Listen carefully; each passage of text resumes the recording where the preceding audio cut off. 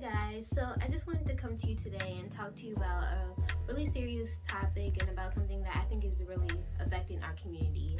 And I don't think that we're effectively taking the right steps to really discuss what's really going on because of the stigmas that still surround mental illness. And I hate hearing people say things like, oh, mental illness is only a white person thing. Like, only white people have like real bipolar disorders, or only white people only have, they only have those issues. Only white people go see therapists.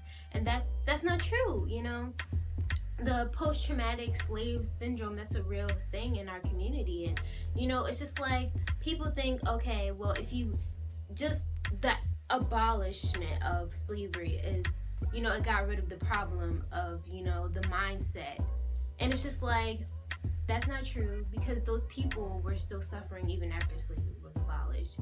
And you think about your ancestors having gone through such traumatic experiences as seeing their family members being hung, seeing their family members being beaten to death. And you really think that, just ending slavery automatically means that those problems of those mental images, those don't get erased, And those are things that still affect our community today. And even with the fact that, because we still aren't able to really, build that generational wealth, a lot of our communities are still plagued with poverty. And, factors like poverty and a broken education system, they all contribute to our issues that we do have with mental illness in our community. And I just think it's something to really give a lot of weight to, and to not forget that, yes, Black people do struggle with mental illness as well. And I mean, as much as I know that we like to push strength in our community, we also have to discuss our emotional health. We have to discuss self-care. We have to discuss how to properly voice the things that you're going through, and how to properly come up with solutions to fixing it. And when we talk about depression, we can't just think of it in terms of having a bad day, because depression is more than just a bad day. It's a series of bad weeks, bad months. You can't just snap out of depression. Depression is something that's ongoing, that needs real treatment. And we really have to bring awareness to that issue. We can't just downplay these situations, because they're real things that real people in our community are going through. And it's worth talking about, it's worth discussing.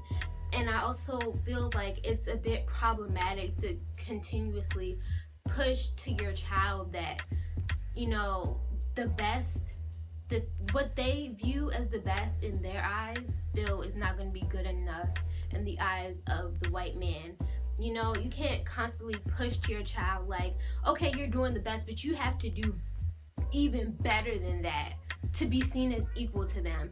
Because I mean, what do you think that's really doing to your child when it's just like they're really trying? You're just like, no, try harder, try harder, try harder. You're Black, you have to be strong, you have to be the best, better than the best. Like, what do you think that's really doing to the child? Like, I feel like that's problematic, and it just really it messes with their head when you're constantly pushing that narrative that, even when they think they're doing their best, they're not. They have to do even better than that. And I just think that is really sad that we have to teach our children that in order for them to be what we think is successful.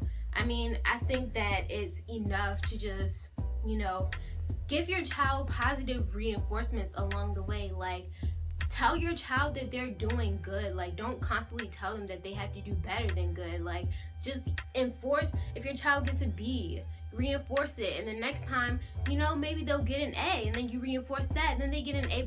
Like, positive reinforcement is really, like, it's vital to a child's academic success. I mean, that's what you want, right? That's how you get it. Positive reinforcement. Don't constantly enforce these negative narratives in that child's mind that, they have to constantly do better, have to constantly be better than everyone else, So I mean, just support your child emotionally, and make sure that you're not just telling them that they need to be successful. Tell them that they need to be happy, you know.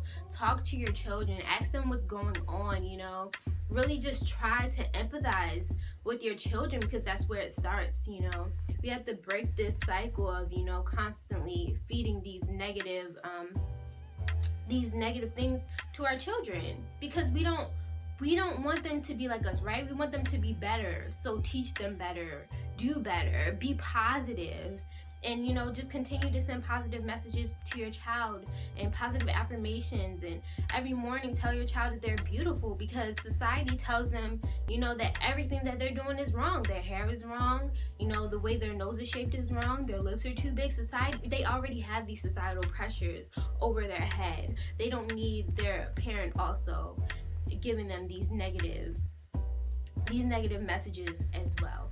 So I mean, all of that contributes to mental illness. And yes, mental illness does exist within the Black community, even more so than in any other community. So I mean, it's important that we're just really talking about it. And, you know, we're also being stigma fighters when it comes to mental illness, because it's a serious problem and we have to address it. We can't just, you know, continue to just put bandages over wounds. You know, we have to attempt to really heal them.